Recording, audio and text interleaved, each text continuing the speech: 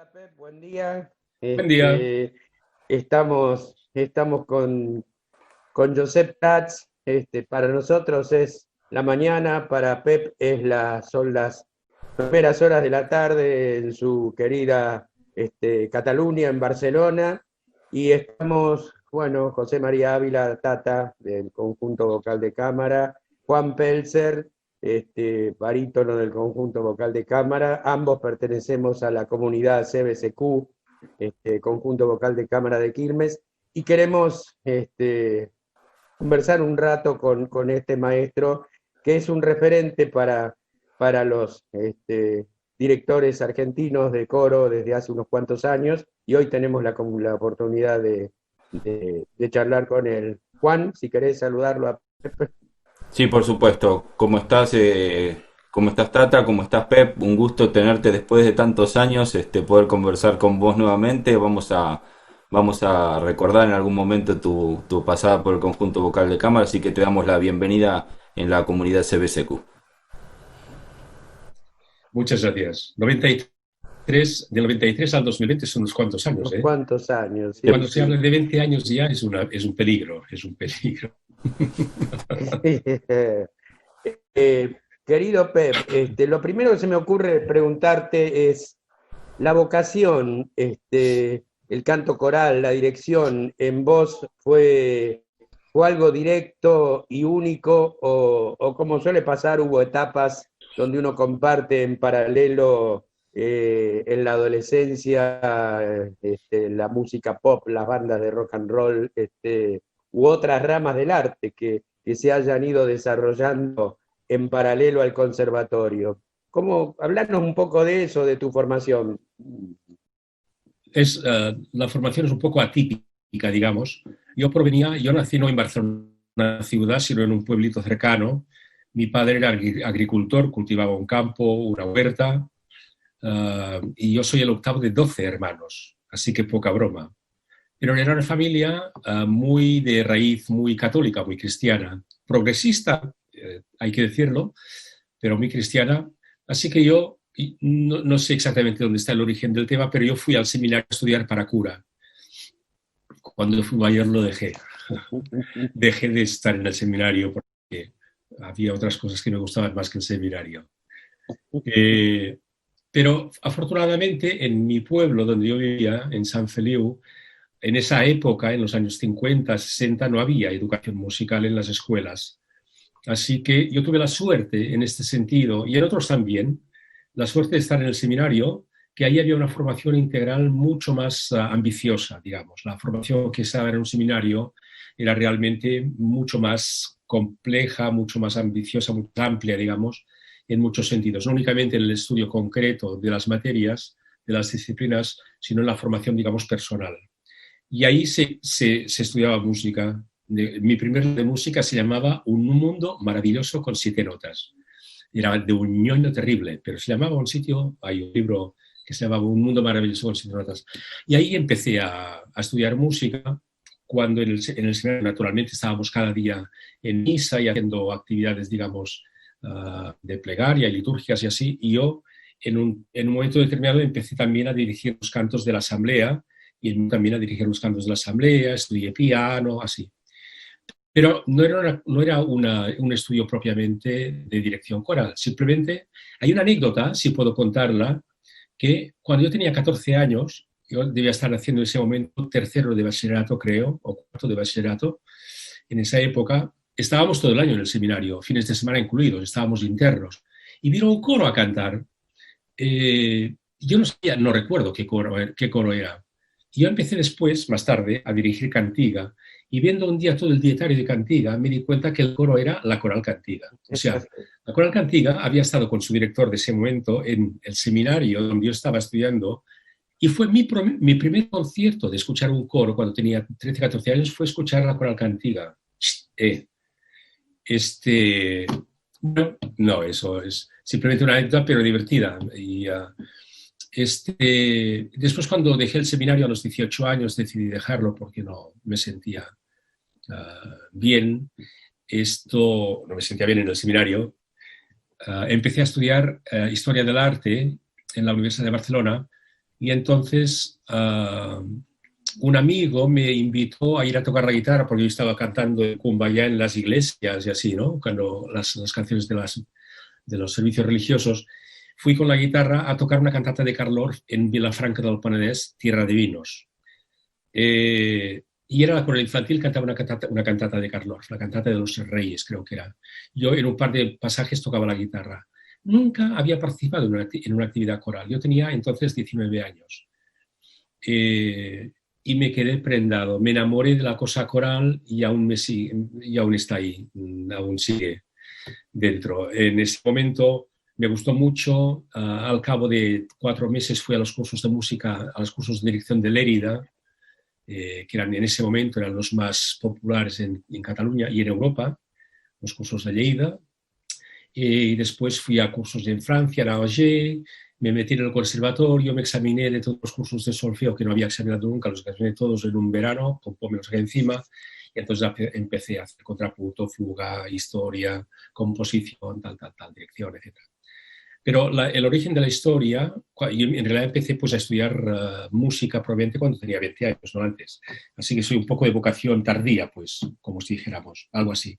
Entonces, a partir del curso de Lérida, eso sí es importante, ahí estaba Jordi Casas, que es un maestro catalán. Jordi Casas me invitó a ir a cantar a su coro, que entonces se creaba un coro nuevo que se llamaba la Coral Cármina, y estuve cantando con Jordi Casas en la Coral Cármina 8 o 10 años más o menos. Y lo principal que aprendí en el tema del coro fue con Jordi. Yo creo que Jordi es indudablemente mi maestro de referencia. Ajá. Bueno, yo solamente quiero contar una anécdota de que aquí en Buenos Aires yo tenía un coro muy vocacional que estaba en una localidad cercana a Luján, donde está la basílica, que se llama La Choza. Sí. Y en ese lugar cantaba la cuñada de Pep, ¿no? Nuria. Entonces, un día voy a dirigir el coro en verano y me lo encuentro a Pep, que dicho sea de paso, entre tantas veces que vino a Buenos Aires siempre dejaba alguna partitura que nosotros recogíamos y bueno, ese día dejaste el baile, ¿no? Y entonces, luego nosotros con el grupo de canto coral viajamos a España y entre las personalidades que uno conoce, lo conozco a Jordi Casas. Y Claro. Jordi Casas me llama maestro simplemente porque yo decía, no, para usted yo, chapó, pero yo maestro no, pero bueno, él me decía maestro porque sabía que en mi coro cantaba la cuñada de Pep. Gran maestro. Entonces, bueno, Pep, luego, sé que hay, antes de que nosotros hiciéramos contacto contigo en Buenos Aires, sé que hubo una vez anterior. Nosotros te conocimos en el 93 en Quilmes, pero sé que hubo una vez anterior donde vos estuviste dando cursos. Creo que fue por la localidad de Henderson o Bolívar, en los años 80, ¿no? Exacto. Previo a esto, tengo que decir que entonces, a raíz de la dictadura en Argentina, estaba viviendo en España, en Cataluña, no, en España, en Madrid, y después en Galicia, y después otra vez en Madrid, un amigo que murió, se llamaba Jorge de Ortúzar. Jorge de Ortúzar era hijo de un senador radical, amigo de Alfonsín, amigo íntimo de Alfonsín, que eran del interior de la provincia de Buenos Aires. No recuerdo ahora el nombre de la ciudad. Pero la cuestión es que Jorge de Ortúzar, cuando la dictadura vino corriendo para España, y en el 86 fue llamado por el gobierno de la provincia de Buenos Aires para integrarse en la Consejería de Educación, en el Ministerio de Educación. Y estuvo trabajando en La Plata, en el Ministerio de Educación, en cosas de educación artística. Y él, Jorge, había estado también en los cursos que yo organizaba en Lérida, que mencioné hace un rato. Estaba en los cursos dando clases de trabajo corporal, técnica corporal, tal. Y Jorge también nos hicimos muy, muy, muy amigos realmente. Y Jorge, cuando regresó a Argentina, quiso hacer en Argentina un curso iluminado o inspirado en el curso de Lérida, digamos. Y él me decía, en esa época me decía que no existían estos cursos en Argentina. Aquí existían porque aquí en los conservatorios no había dirección coral, realmente. Entonces se tenía que trabajar a nivel de cursos pues, de verano y así. Entonces él organizó este curso de Henderson, lo organizó el ministerio, y era efectivamente ahí cerca, creo que era cerca de Bolívar, me acuerdo porque fuimos en autocar, en autobús, me dijeron, no está muy cerca, estuvimos 6 horas para llegar. Para nosotros 6 horas es caerte al agua, vas en un autobús 6 horas por España y te caes al agua. Y en Argentina no, para el interior llegamos a Henderson, pero era un año, en el 87 creo, que había habido unas lluvias muy, muy fuertes y estaba todo inundado, aparentemente al menos.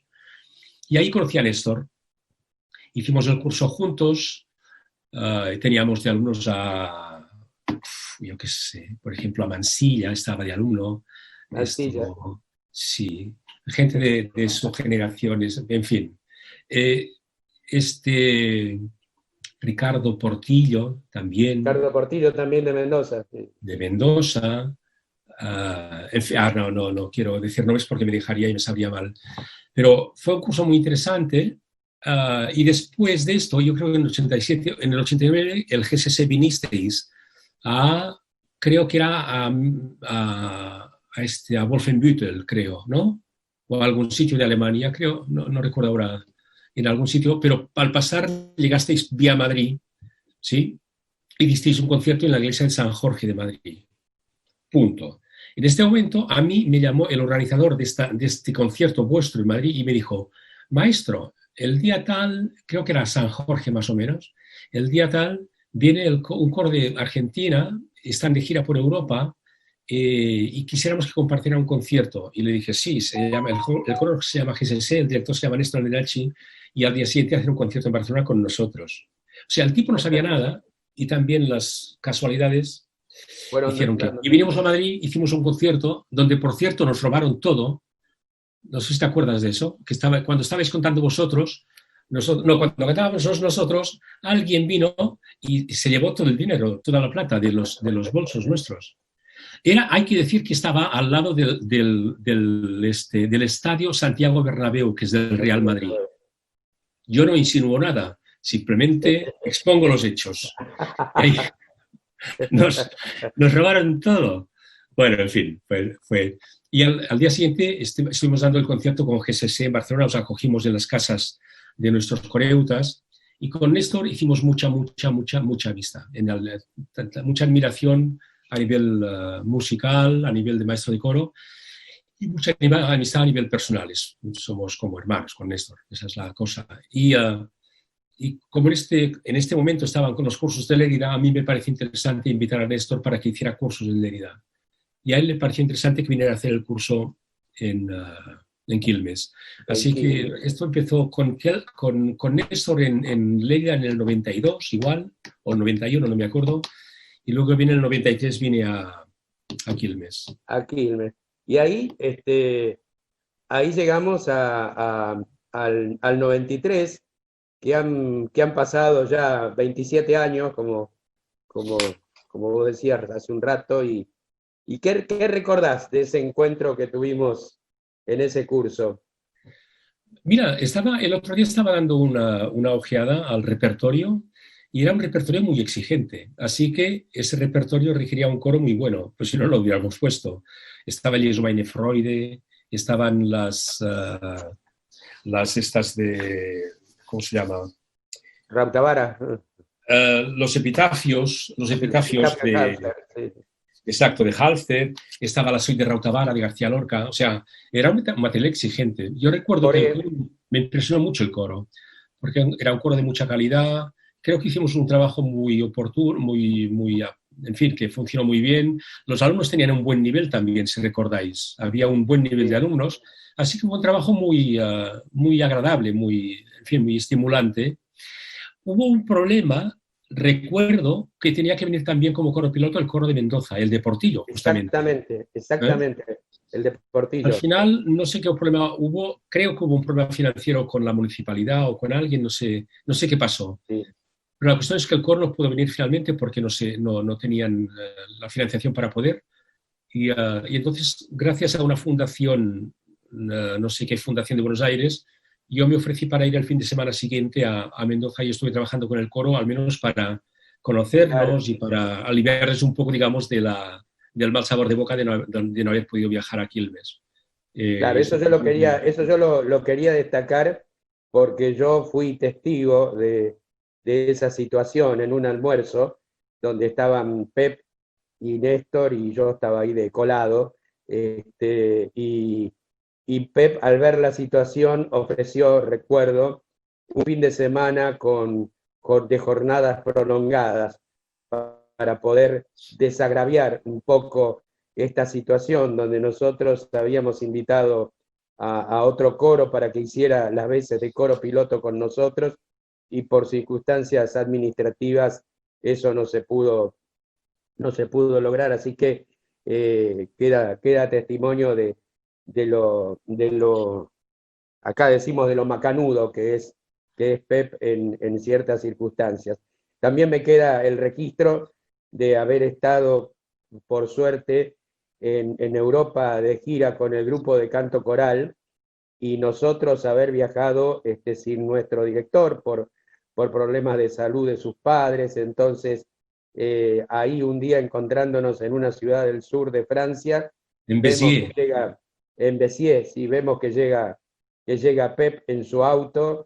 Y claro, luego de que Néstor solucionara sus problemas aquí en Buenos Aires, no era fácil una conexión para que pudiera llegar a donde estábamos nosotros con nuestro director suplente. Y bueno, y entonces Andrenacci llegó a Barcelona, y ahí Pep suspendió sus actividades, se tomó un día sabático, tomó su auto y lo llevó a Pep, perdón, a Andrenacci a que se reencontrara con nosotros en la ciudad de Béziers, en Francia.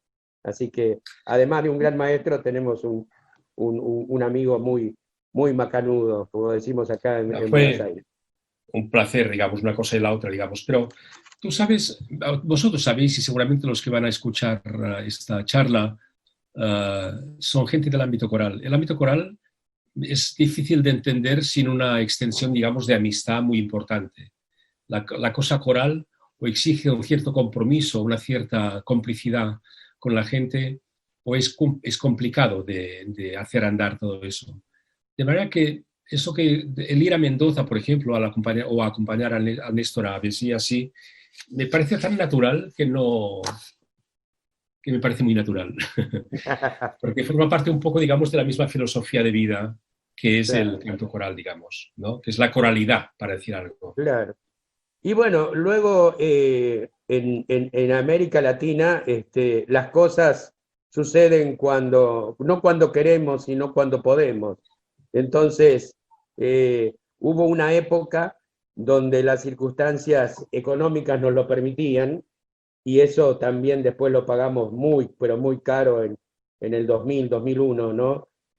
Pero hubo una época en que nosotros con el dólar 1 a 1 podíamos hacer algunas cosas. Entonces, entre ellas era que la comunidad de coral tuviese la oportunidad de viajar desde distintos lugares de Argentina hasta la ciudad de Puerto Madryn, en el sur, para poder participar de los cursos que se hacían allí en lo que se llamaba, se debe llamar todavía Madryn Canto. Entonces, yo me acuerdo haber participado en el 95, en el 97, hubo varios, ¿no? Entonces, ¿qué tal tu experiencia en esos cursos, ¿no? A mí me parece que desde ahí en adelante ya tu relación con América Latina comenzó a ser bastante regular, ¿no? Sí, prácticamente estoy viajando todos los años.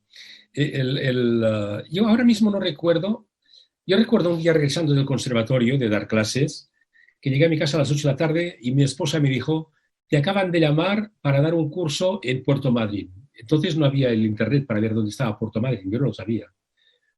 Pero ahí en casa había un atlas y busqué en el atlas Puerto Madryn y estaba ahí al final, pero allá abajo. Y me quedé, le pregunté, ¿estás segura de Puerto Madryn? Le digo, sí, sí, de Puerto Madryn, que te van a llamar a las 8. Yo a las 8 menos 5 estaba ahí al lado del teléfono esperando la llamada a Puerto Madryn.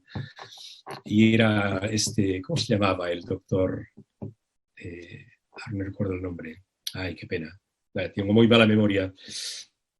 Pero efectivamente me llamaba porque sabía que yo el mes de agosto estaba, no sé si era en el curso de Quilmes o era después, al año siguiente, en Buenos Aires. Pero sabía que yo estaba ahí, en algún sitio, y entonces me pedía si yo podía, por extensión, ir a Trelew, porque hacían este concurso, no recuerdo el nombre ahora, en Gales, y para ir de jurado. Y entonces el primer año fui ahí de jurado, pero cuando estábamos ahí con Néstor decidimos dar un curso para hacer algo más interesante, y este curso derivó en un curso que se hizo en Trelew un par de años y luego en Puerto Madryn, en el Madryn Canto, que era Alejandro que llevaba toda la historia esa. Claro. Y efectivamente ahí empezó. ¿Alguna relación hay entre Quilmes, Puerto Madryn, no? Porque nosotros tenemos un coro antecesor que se llamó Coro de la Escuela de Bellas Artes Carlos Morel de Quilmes. Ese coro fue fundado en el año 1956 por Cleveland Jones, Cleveland Up Aaron Jones, ¿no? Un gran maestro. Gran maestro que fue pionero, porque, sí. viste, yo decía un día en una charla que tuvimos aquí con Julio Lacarra, que es un referente de música popular y además es nuestro jefe de música en la municipalidad, decíamos, bueno, a veces los coros son fundados por pioneros y los pioneros por ahí tocan la guitarra, son los que cantan un poco más, pero todavía no tienen las herramientas suficientes, ¿no?, para llevar adelante toda la actividad. Y acá fue que ya llegó un maestro formado, Cleveland ya había pasado por el Conservatorio Nacional, ya había estado en Europa, había estado haciendo cursos en Inglaterra, y fundó la actividad coral. Aquí la desarrolló desde 1956 hasta 1969, y ahí partió para Puerto Madryn.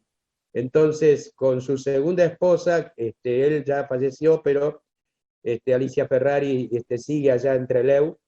Una gran Fundaron, persona también. exactamente, fundaron una escuela coral en aquellos lugares, y un poco, digamos que el Madryn Canto fue como una prolongación de todo eso que se intentó desarrollar allá. O sea que Cleveland primero estuvo en Quilmes y después partió para Madryn para tratar de también desarrollar todo el movimiento coral allí. Así que, entonces, bueno, ahí se da esta situación de los Madryn Canto y comenzás a venir a América Latina. Entonces, para nosotros, Néstor, vos sabés que acá el vos y el che, entonces, más que de ti y de tú, entonces, vos, Werner, no sé, hay muchos maestros que se han transformado en referentes, ¿no? Entonces, ahora vamos a tener un pequeño ajuste técnico para poder seguir después, ¿no? Pero te dejo en el aire un título, ¿no? ¿Qué es dirigir, Pep? ¿Cómo fue la relación a partir de ahí con los maestros y con los alumnos aquí y en el resto de América Latina? Hagamos un pequeño parate técnico y ahora seguimos. Bien. Bueno, Pep, entonces, hablando de esto, de los festivales corales, ¿qué es la dirección, Pep, para vos? ¿Qué relación se dio con los maestros y los alumnos aquí en América Latina? Bueno, la relación con los maestros y con alumnos es excelente. Yo, si no me hubiera sentido muy cómodo, no hubiera venido tanto como he venido. Así que una muestra, digamos, de mi comodidad y de mi placer, digamos, en el contacto con toda la gente de Argentina, con los maestros y con los alumnos, tiene que ver con eso, digamos, ¿no? Con la buena disposición de todos, con la amabilidad de todo el mundo, con el agradecimiento. Hay una cosa que yo he comentado a veces con colegas míos en Barcelona, es el carácter latinoamericano, ahora estoy hablando, es un carácter mucho más, tiene más tendencia al agradecimiento que el carácter español, por decir algo, y catalán seguramente, ¿no? O sea, tú das un curso, no hablemos de Argentina para que no parezca que yo estoy ahora dando combo, digamos, al asunto, pero yo doy un curso en Argentina y después de la clase, perdón, en Colombia, y después cuando ha terminado la clase vienen todos los alumnos a darme las gracias y a decirme gracias maestro, y lo dicen de corazón, o en México, o en Venezuela, o en Perú, en realidad es en toda América Latina esto, y esto aquí no sucede tanto, eso es verdad. Y después que ustedes vienen de una tradición muy importante. Yo venía a Argentina pensando, bueno, es la cultura europea venir aquí, por tanto hay que ver en qué momento está el canto coral.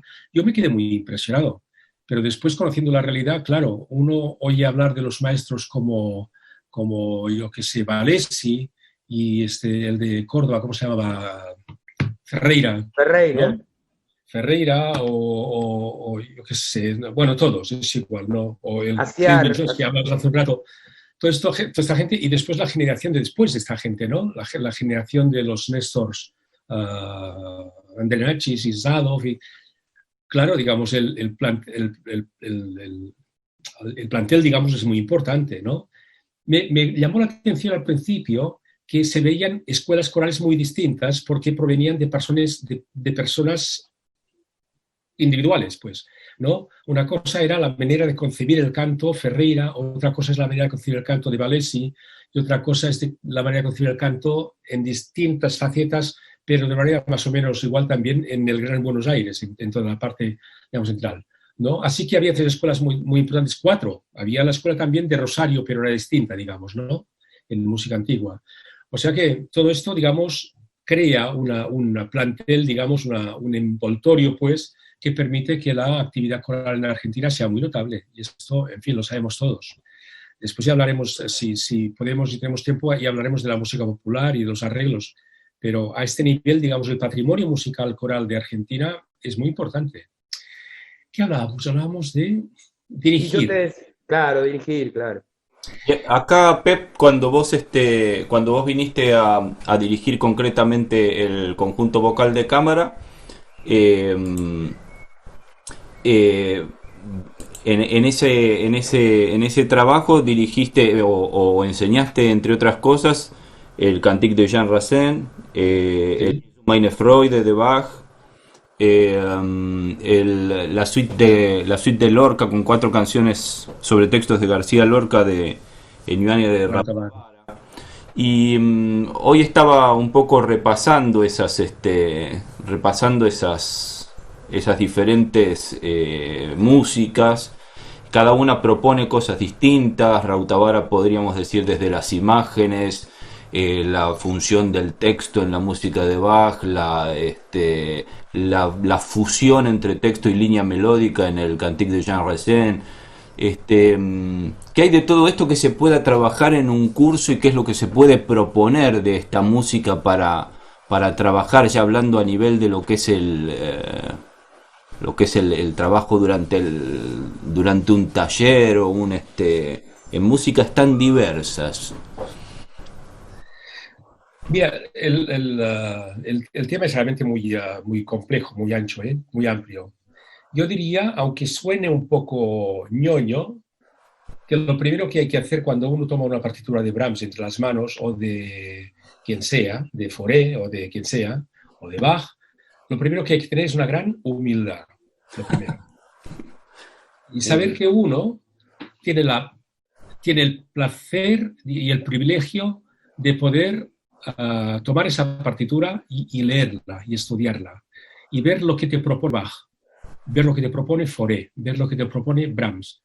Pero yo no creo mucho en el director genio, inspirador de la naturaleza. No. Yo creo que dirigir fundamentalmente es un trabajo de artesano. Es decir, esta es la lectura porque, como decía ahora Juan, porque la lectura de Fauré me permite pensar más bien en una fusión entre texto y música, por ejemplo, texto y melodía, ¿no? O porque la música de Bach me inspira toda la retórica barroca, por ejemplo. O porque la complejidad armónica de Brahms me lleva a estos espacios, digamos, aéreos tan profundos y tan diversos a la vez, ¿no? Y una vez visto esto, intentando hacer eso tuyo, lo que haces tú cuando te pones delante del coro es intentar traspasar esta información al coro y hacerlo vivir al coro. Insisto, con la máxima humildad, porque no se trata tanto de que el coro obedezca la genialidad del director, sino que el coro entienda con el director la propuesta de Bach o de Fauré o de Brahms. Y sepan compartir eso entre ellos ensayando y con el público en el concierto. Punto. Y en esto soy muy... Interpretar sería la idea, ¿no? Sí, lo que pasa es que a veces la palabra interpretar se entiende como que el sujeto interpretador, digamos, el director, tiene el poder de... El único poder que tiene el director es de intentar entrar en la partitura, pero no interpretar a su libre albedrío lo que a él le dice la partitura. Cuando en un curso de dirección, por ejemplo, eso que decías, cuando en un curso de dirección yo le pregunto al alumno, ¿por qué haces esto? Y el alumno me dice, porque me gusta. Le digo, pues va a ser que no. Porque hay alguna razón por la cual tú crees que hay que hacer este crescendo, porque la partitura no lo pone. Pero si tú quieres hacer un crescendo no es porque te gusta, es porque tú tienes la convicción, la percepción, digamos, de que esto requiere un crescendo por tal cuestión o por tal otra. O porque quieres hacer después una especie de anticlima, o porque, por lo que sea. Pero hay una razón, digamos, ¿no? Porque es muy tentador decir, no, esto a mí me gusta, o yo quiero interpretar, o quiero que el coro se emocione conmigo. Sí, sí, todo eso está muy bien. Pero la primera propuesta de una partitura viene de parte del director, perdón, del compositor y no del director. Y ahí me parece que es muy importante que el director se sienta como un medium, digamos, que haga posible que esta partitura que está en un papel sea posible. A eso me refería en términos de interpretación yo, digamos, hacer el instrumento Claro, por la cual pasa la música. claro. Ahí hay que tener muchos criterios desde el punto de vista, digamos, de conocimiento de las formas musicales, de las épocas, de los estilos, de la historia incluso de cada época, si es posible también de los textos. Es una información muy compleja, ¿no? Si es música litúrgica, ¿en qué parte de la liturgia está puesta esta música? ¿Qué tiene que ver con qué? O sea, trazar, digamos, todos los parámetros en los cuales se mueve esta música para poder entenderla e interpretarla, decirla, explicarla, digamos, lo mejor posible. Bueno, ¿cómo es tu actividad hoy en Europa como director, dictando cursos o como jurado? Tengo entendido por lo que has dicho que seguís con la Coral Cantiga, que no sé si está en pie todavía el Tarragona Cantat, seguís en Europa Cantat también, o sea, contanos un poco de la actividad anual. Bueno, ahora mismo estoy confinado. Así que ahora mi actividad consiste fundamentalmente en anular compromisos previos. Tenía que ir hace unas semanas, tenía que estar en Budapest dirigiendo al Coro de Hombres de Budapest y lo cancelamos porque no podía viajar. Mi actividad en Cataluña, en mi casa, digamos, en Barcelona, se fundamenta en tres ejes. Uno era el Cor Ciutat de Tarragona, que era el coro de la ciudad, el coro municipal en Tarragona, 100 kilómetros al sur de Barcelona, donde yo estuve dirigiendo el coro durante 30 años y lo dejé porque ya hace unos años que empecé a bajar un poco mi actividad por salud mental y física. Y lo dejé, el coro de Tarragona lo dejé hace 2 años y lo tomó Pastrana, Xavier Pastrana, que es un director muy bueno de Tarragona, y están dando muy bien. Y ellos este año no han podido hacer la Semana Cantant porque tocaba este año 20 y no sé si lo harán supongo que lo harán el año que viene, el 21. Pero la actividad continúa ahí. Pero yo ya no estoy para nada en Tarragona. Luego tenía otro eje importante que era una cosa que se llama Cantania, que es una cantata que hacemos todos los años con escolares de Cataluña, digamos, con niños de tercero, cuarto o quinto de primaria. Consiste en que cada año pedimos a un compositor y a un letrista que hagan una nueva cantata. Esta cantata la grabamos con orquesta y hacemos orquesta y coro y luego el playback solamente de la orquesta.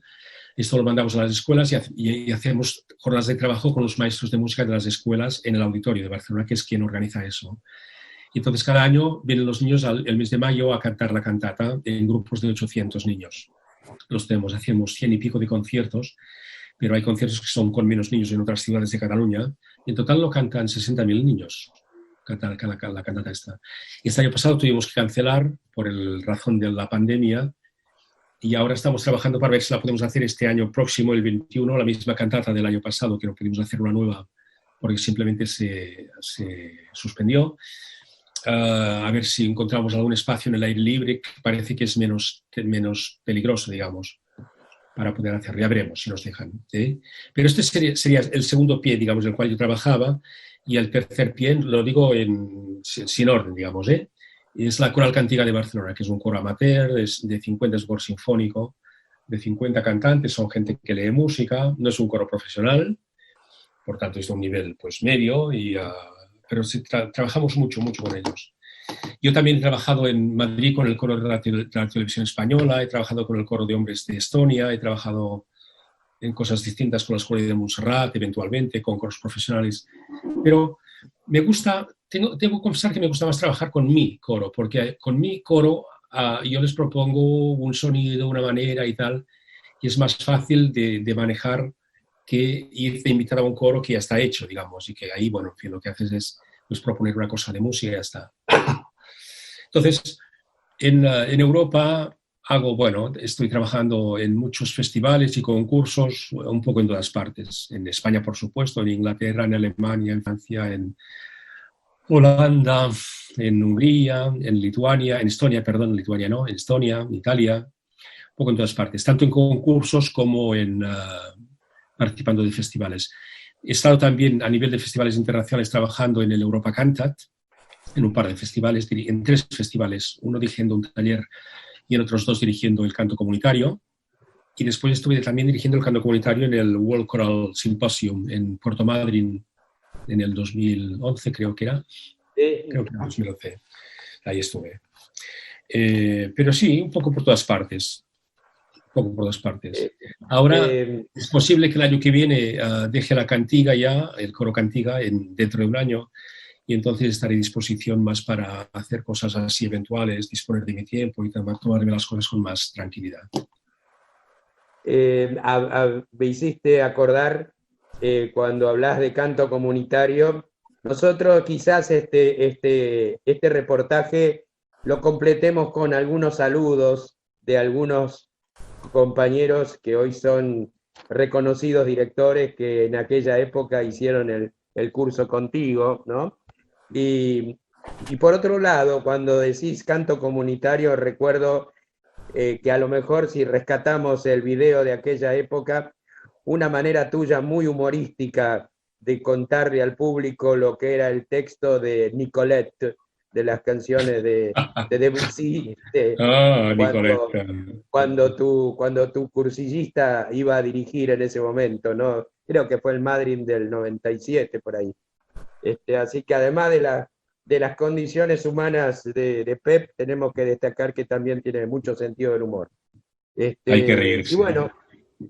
Y bueno, entonces, no sé, yo aparte se me ocurre preguntarte que siempre, o decir que siempre aquí has venido con la música de Cataluña y has venido con la música de España. ¿Y qué tal la música popular de aquí? ¿Cómo ha hecho contacto contigo la nuestra y la del resto de Latinoamérica? Bueno, a mí me ha encantado. La prueba es que en distintas ocasiones han venido directores latinoamericanos a dirigir cantiga con repertorio propio. Mira, hay una cosa que igual ustedes no son muy conscientes, igual sí, igual me equivoco, pero muchas veces, estando en Argentina, me he dado cuenta de lo importante que es la música popular para ustedes, más que la música popular catalana en Cataluña, por ejemplo. Lo digo porque ahora me viene la imagen de la fotografía de una vez que estuve en Salta, participando de un festival en Salta, y el primer día me llevaron a un restaurante a comer unas empanadas riquísimas. Y ellos decían, las empanadas de Salta son las únicas empanadas que hay que comer. Lo demás no vale para nada. Están muy orgullosos de sus empanadas en Salta. Y en este sitio era un restaurante, una casa vieja con muchas habitaciones, y en cada habitación había un grupo de chicos jóvenes, de 20, 25 años, 30, yo qué sé, tocando la guitarra y cantando chacareras en fin. Y a mí me impresionó mucho. Y después no sé cómo le llaman ahora, las peñas, si puede ser, cuando se Peña, reúnen. claro, te llevaron a una peña, que ahora no recuerdo el nombre, pero es muy tradicional y allí, sí. Aquí la Una es la de gente, Valderrama, pero la otra que te llevaron, claro, es una casona muy grande, sí. yo no recuerdo ahora dónde me llevaron exactamente, pero me llamó mucho la atención que estaba lleno el local, era un polideportivo de gente joven bailando chacareras y bailando zambas y bailando música popular y grupos que vivían de eso, grupos que vivían de esta historia. Eso en España no existe. Esto en España no existe. Como mucho hay, lo que más se conoce es la música flamenca, pero cantan la gente más entendida, digamos, la gente más que conoce más el tema, pero no realmente a nivel popular, a nivel de calle. Esto me impresionó mucho. Entonces ahí quiero hacer dos consideraciones que tienen que ver también con la primera que hacíamos al principio de la charla, en relación, digamos, a la calidad de la música que se hace en Argentina. Cuando hablamos de la música popular es, por un lado, música muy variada, de géneros muy distintos, muy rica desde un punto de vista rítmico también, sobre todo para los europeos, con influencias también de otras músicas, provenientes de otras músicas. Pero una de las cosas que me llamó mucho la atención también fue la calidad y la cantidad de arregladores de música popular que hay en Argentina. Ya sea grupos folclóricos, digamos, como los Hermanos Sábalos o como ¿cómo se llama el hombre este? El Cuchi, Leguizamón, por ejemplo, ¿no? Esa gente que eran tan, digamos, populares en todo el país, ¿no? Que de hecho hacen que para la gente de los coros cantar música del Cuchi o cantar música de los Ábalos, cantar música de no sé quién, sea una cosa muy natural, porque es una música que está muy presente. Al menos a mí me parece eso. Y sobre todo que los arreglos son de mucha calidad. Y después que hay una generación que de algún sitio debe salir, que esto ya lo ignoro, una generación, digamos, de arregladores. Bueno, no voy a decir nombres tampoco porque no quisiera dejarme a nadie del tintero, pero gente que arregla muy bien la música para coro y muchos arreglos de música popular. Así que para los coros de Argentina lo tienen relativamente simple eso, porque los arreglos tienen un nivel que es muy interesante para poder cantar, para poder explotar, pues, ¿no? Ahí, ahora estoy pensando, me viene a la cabeza Javier Zerner, por ejemplo, es un arreglador fantástico, fantástico. O Hugo de, Hugo de, Hugo de la Vega. Hugo de la Vega, por ejemplo. Hugo de la Vega. Tantos. Claro. No quisiera ahora y sí, si vamos a Cuyo, ahí lo tenemos a Ricardo Mansilla, ¿no? Por ejemplo. Eduardo Ferraudi, si viene de aquí de Buenos Aires, pero cuando nosotros pensamos en el folclore ese que vos decís, del Cuchi Leguizamón, o que está emparentado con ese folclore que nosotros escuchábamos en los años 70 de los grupos vocales, Eduardo ha sintetizado bastante, ¿no? Esos colores en sus arreglos, ¿no? Sí. Así que... También, que es, bueno, uno de nuestros. Yo, acá un poco estábamos conversando, tenía una pregunta al respecto de esto, que es quizá para ampliarlo, porque hay bastante que ya lo dijiste, Pep, que es digamos, la música popular en su faceta de origen sufre o gana, si querés, un pasaje entre lo que es el original, la versión cruda, y el pasaje al arreglo, ¿no? Entonces, bueno, tal vez tiene que ver con esto, qué resulta de interesante de ese pasaje, ese tránsito de su marca de origen al arreglo coral, porque normalmente es música que no es en el 90 y tanto por ciento de los casos no es concebido originalmente para coro. El coro es un instrumento muy específico, y la música folclórica de alguna manera también tiene su especificidad instrumental, su propio orgánico, ¿no? Bueno, eso, digamos, ¿qué es lo que te resulta interesante en lo personal de ese pasaje y el cambio de instrumento, el hecho de trabajarla con el instrumento coro? Claro, digamos, todo forma parte de la historia. Una cosa es el origen, pero también, por ejemplo, cantamos canciones de los Beatles y nos quedamos tan tranquilos. y es más o menos, es más de lo mismo, digamos. El hecho, digamos, de hacer música coral a partir de una propuesta, digamos, de música popular o de música pop o tal, quiere decir que uno acepta los cambios que eso implica. Esto no tiene más historia. A mí me gusta, o sea, no sé cómo decir. Por un lado me parece interesante porque desde el punto de vista vocal desarrolla otros recursos, digamos, distintos a los habituales cuando hacemos canto coral, digamos, de polifonía clásica o lo que sea, ¿no?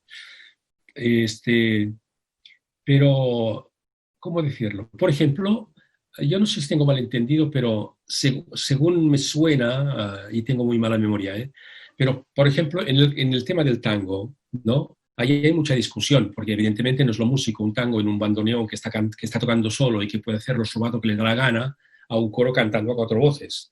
A pesar de eso, el coro se puede mover. Pero bueno, es evidente, digamos, que es un ámbito, digamos, que es más restrictivo que una persona sola cantando como solista o con un bandoneón. Eso está, por supuesto, ¿no?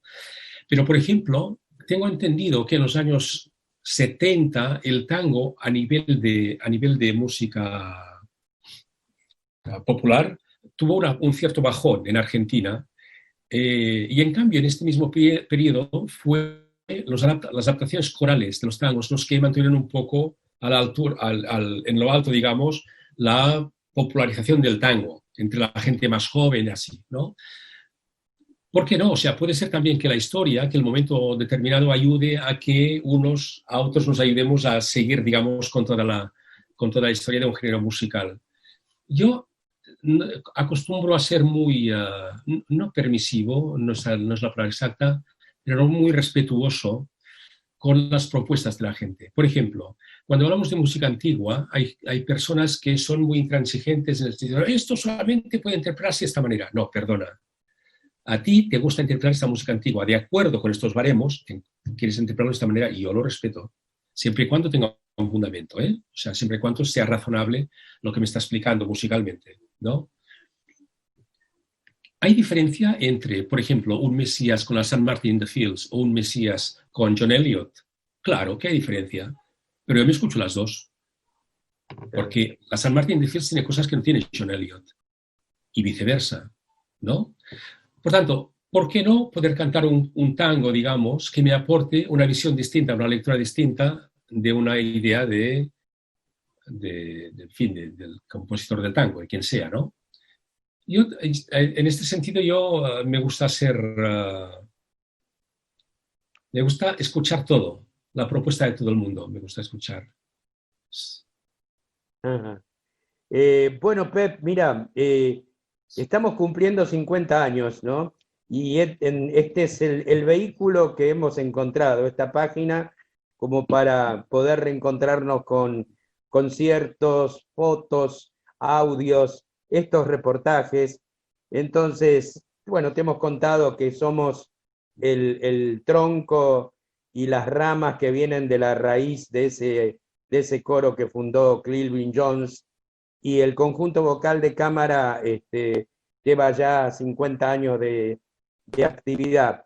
Queremos pedirte un saludo para nuestra querida gente de la comunidad CBCQ, que bueno, está integrada por nuestro coro actual, está integrada por los ex integrantes del coro, y está integrada también por una comunidad bastante importante de esos pioneros, que son los integrantes del coro de la Escuela de Bellas Artes Carlos Morel, que cantaron en la primera época.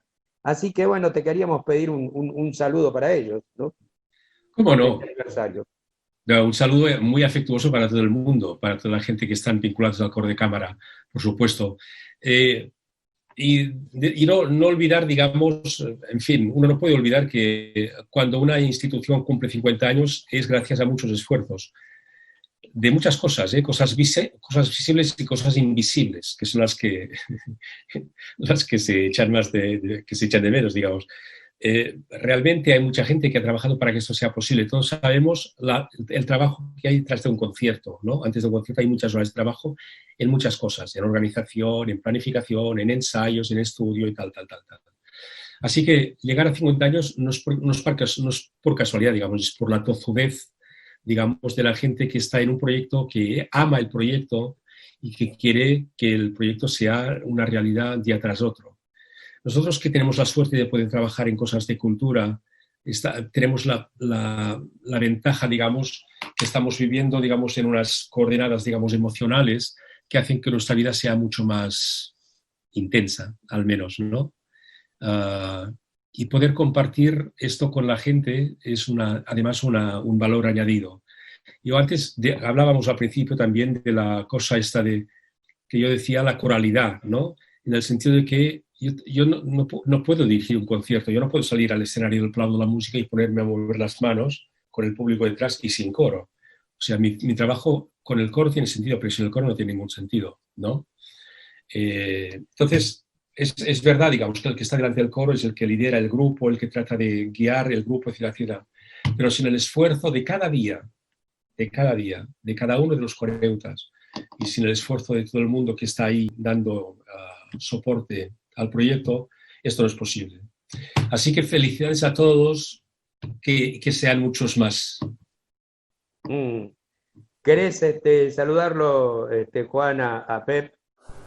Y por supuesto, muchas gracias, un gusto como siempre compartir con vos ideas sobre la música, conversación, anécdotas. Muchas gracias, Pep. Un fuerte abrazo en mi nombre y en nombre de la comunidad Conjunto Vocal de Cámara. Igualmente, Bueno, muchas Pep, gracias. Dale recuerdos a Pablo Caraves de mi parte, ¿eh? ¿Cómo no? sí, sí, sí. Y Pablo está de Pep, director, ¿no? exactamente, sí. Pablo lleva 26 años ya dirigiéndonos, ¿no?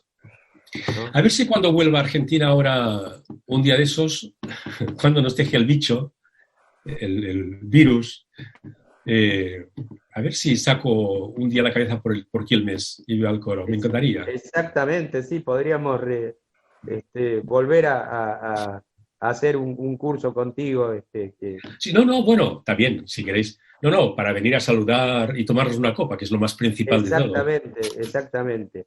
Así que bueno, Pep, para mí realmente es un gusto personal porque te conozco, he tenido la suerte de que sentir que estoy con un amigo más allá de tu estatura y de tu nivel y de tu, digamos, Muchas gracias.